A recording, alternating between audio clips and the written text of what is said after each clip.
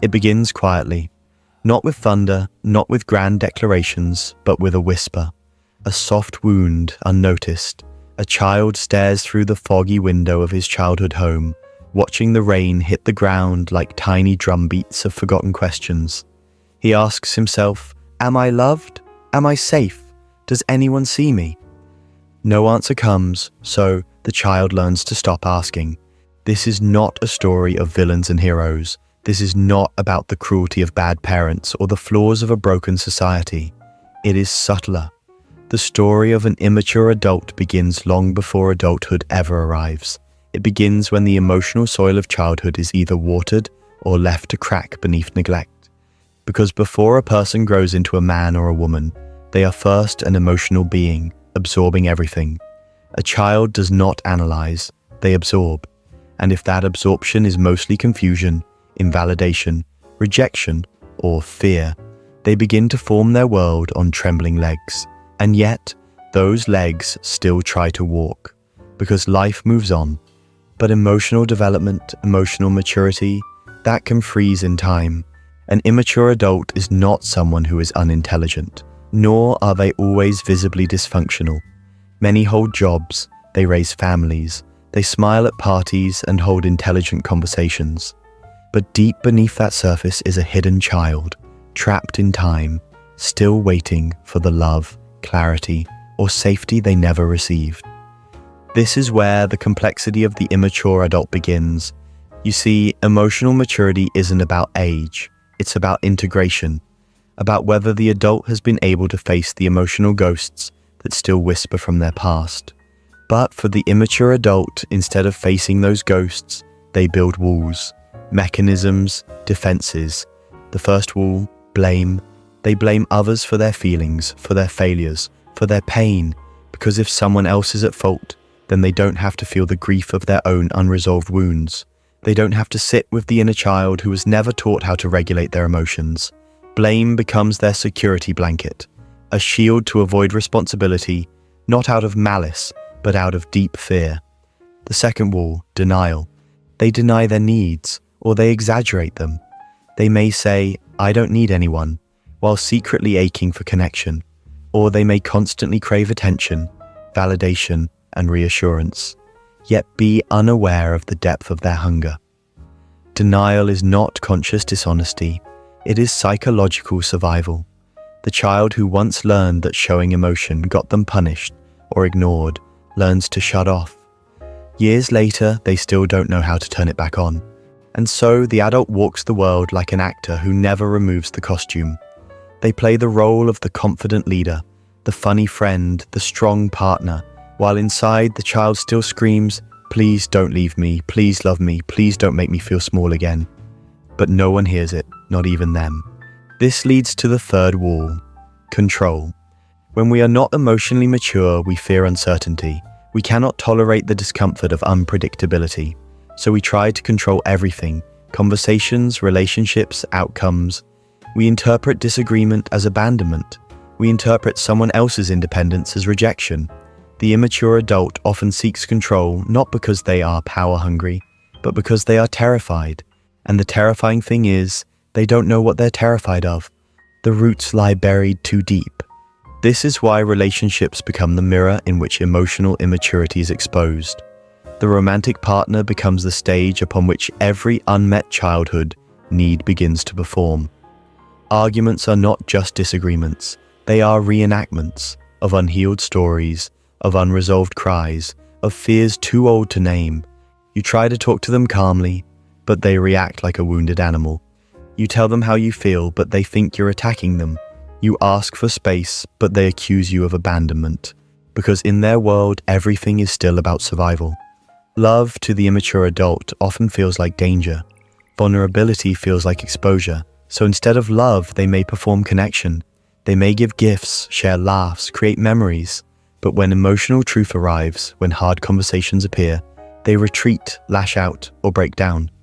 Because emotional maturity means being able to stay in discomfort, to stay in uncertainty, to stay connected when it's hard, not just when it's easy. But for the emotionally immature, staying was never modeled. This brings us to another tragic pattern. The idealization full cycle. The immature adult often sees others through extremes. At first, someone is perfect, an angel, a savior, a soulmate. But the moment that person disappoints them, sets a boundary, or behaves imperfectly, they become the enemy. Love turns to resentment. Admiration turns to rage. This is black and white thinking, the inability to hold complexity, the childlike need for certainty. In their emotional world, there is no space for nuance, because nuance requires maturity, and maturity requires integration. So where does this leave them? In a cycle. They seek intimacy but fear closeness. They crave understanding but avoid self-awareness. They want control but end up feeling powerless. And the saddest part? Most of them don't know any of this. They're not aware, because awareness is the final wall, the one that must be broken from within. No one can do it for them. And yet, most will never try. Because to become emotionally mature is to grieve. To grow is to feel. To evolve is to revisit the very moments they tried hardest to forget. And that is terrifying. So they continue on, blaming, denying, controlling, idealizing, resenting, mistaking emotional reactions for emotional depth, mistaking independence for maturity, mistaking intelligence for growth. But growth isn't loud. It's quiet. It's crying alone in the car because you realize you hurt someone and you don't know how to apologize. It's staying present during an argument instead of shutting down. It's saying, I was wrong, and meaning it. It's choosing to understand, not just be understood. The psychology of an immature adult isn't about shame, it's about compassion. Because the truth is, every one of us carries some version of emotional immaturity. We were all children once. We all had needs that weren't met. We all built defenses that once kept us safe.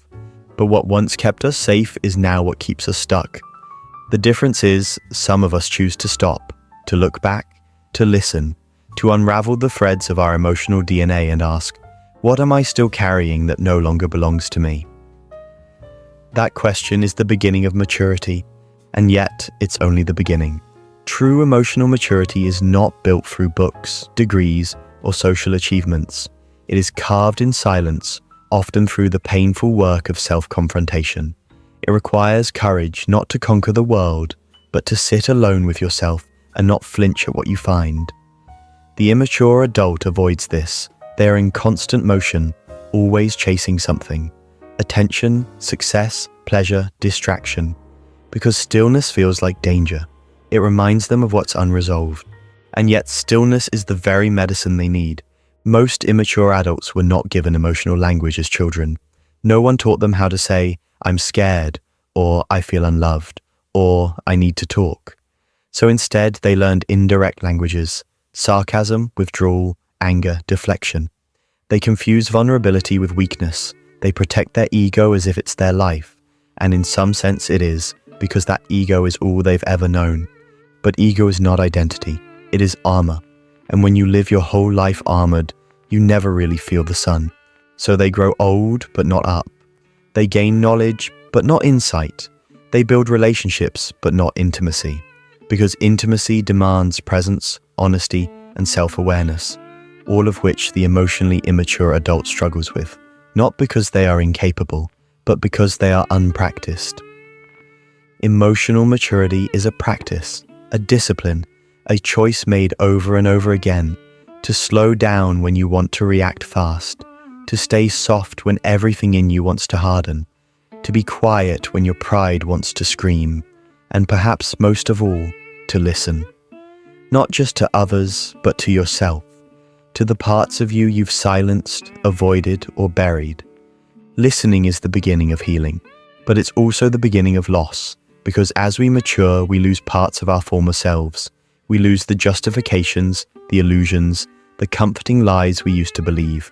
We lose the idea that we were always right, that others were always wrong, that life owed us understanding without us doing the work to be understandable. The immature adult often clings to these illusions, not out of malice, but because letting go feels like death. And in a way, it is. The death of the old self, the small self, the guarded self, and few are willing to die like that, because it's not a death that's celebrated. There are no trophies, no applause, Just you, your shadow, and the quiet work of integration. This is why so many emotionally immature adults surround themselves with people who enable them. Partners who don't challenge them, friends who laugh off their worst behavior. Environments where growth isn't expected, because to be seen clearly is to risk rejection, and to be called out is to risk collapse. Their entire identity is built like a fragile house of cards, and one strong gust of self-awareness can bring the whole thing down. But some do let it fall. Some wake up one morning and realize, this isn't working, I'm hurting people, I'm stuck in cycles, I feel empty. That moment of reckoning is sacred. It's terrifying, but sacred, because from there something new can begin, something honest, something free. Growth doesn't always look noble. Sometimes it looks like crying in therapy. Sometimes it looks like journaling through shame.